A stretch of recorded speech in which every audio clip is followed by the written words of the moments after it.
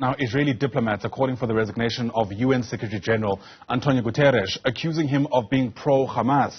This comes after Guterres addressed the United Nations Security Council this week during an open debate on the situation in the Middle East. In that gathering, where he said that the October 7th Hamas attack did not happen in a vacuum. He also called for a humanitarian ceasefire. The debate has led to some kind of diplomatic standoff with multiple resolutions failing to gain consensus. Meanwhile, Guterres has rejected the accusations. Take a listen. I am shocked by the misrepresentations by some of my statement yesterday in the Security Council, as if I was justifying acts of terror by Hamas. This is false.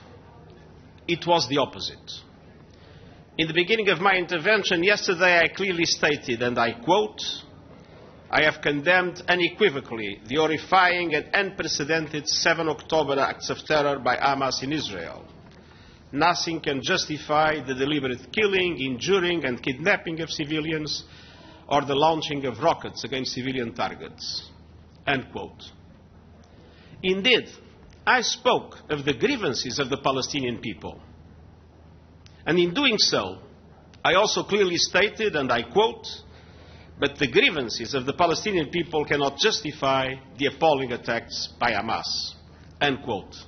And then I went on with my intervention referring all my positions on all aspects of the Middle East crisis. I believe it was necessary to set the record straight, especially out of respect to the victims and to their families.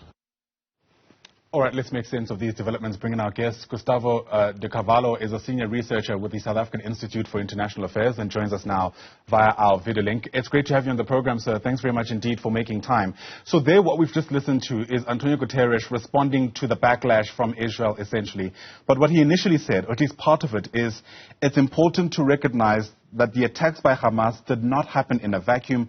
The Palestinian people have been subjected to 56 years of suffocating occupation.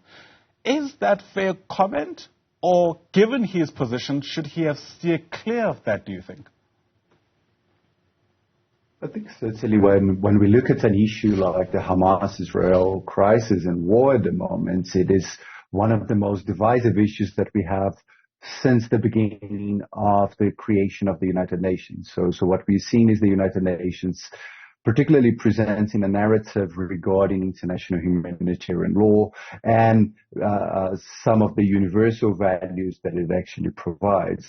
I think what we have also seen is a test of forces between Israel when it calls for the resignation of the Secretary General. We saw a number of permanent members of the UN immediately providing some support to António Guterres, which to a large degree provides him that space in terms of reiterating his points back to the United Nations, showing quite a low likelihood that Israel claims would actually be accepted by the rest of the member states.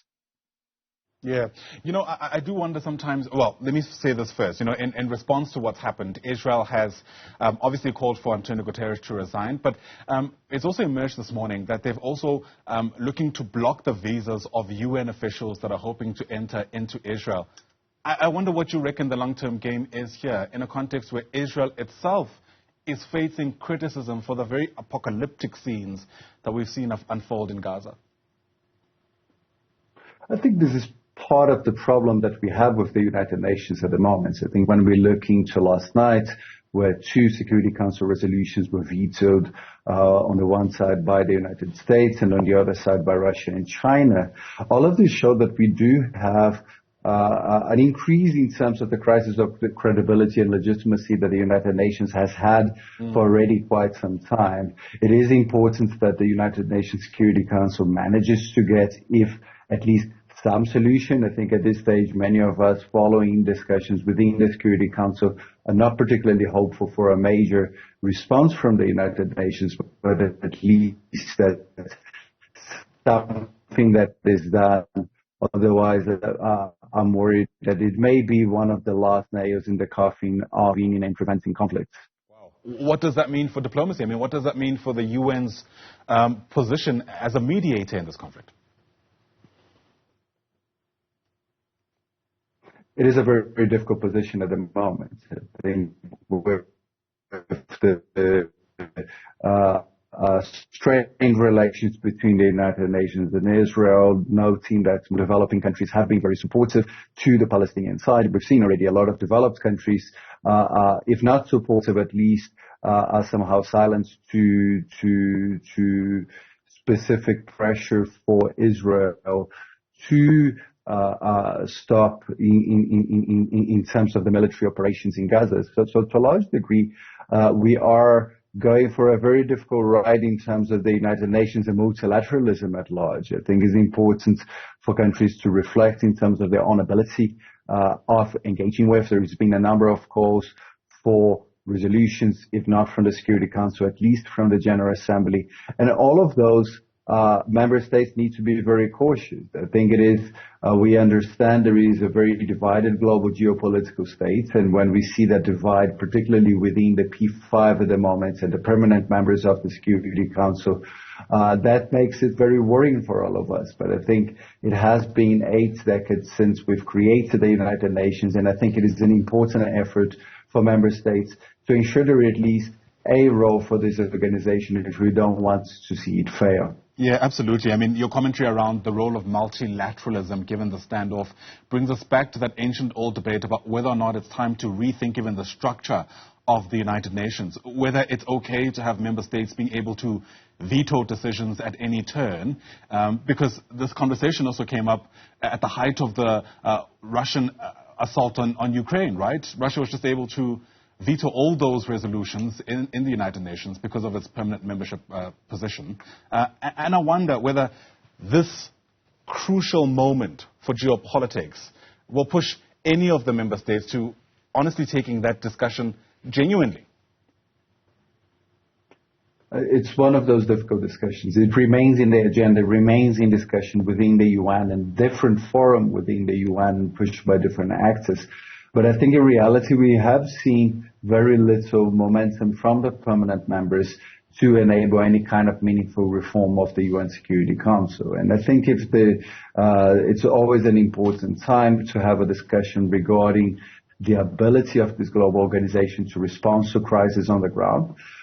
But in this moment it's particularly dire. But my fear at the moment, and looking into the positions of many of the countries within the Security Council, and once again, especially the permanent members, my fear is that the momentum at this stage is very small for any kind of serious discussion. And this is why it's important for countries on the global south, for countries that are looking for a more equitable representation within the Security Council, to keep putting that pressure. I think despite the limited engagement of permanent members with this discussion, developing countries do have to continue putting that pressure. And particularly, I think also a very important role for the non-permanent members of the Security Council that at the moment should continue trying to get a resolution to engage with the different parties, and particularly in this case with the United States and Russia, to ensure that at least some responses is done for the UN. And that would be a critical process in terms of the broader credibility of the system. Absolutely. Credibility and integrity is so important if we're going to get this right. Gustavo de Carvalho, thanks very much indeed for your analysis. Appreciate your time on the AM Report. Gustavo is a senior researcher with the South African Institute of International Affairs.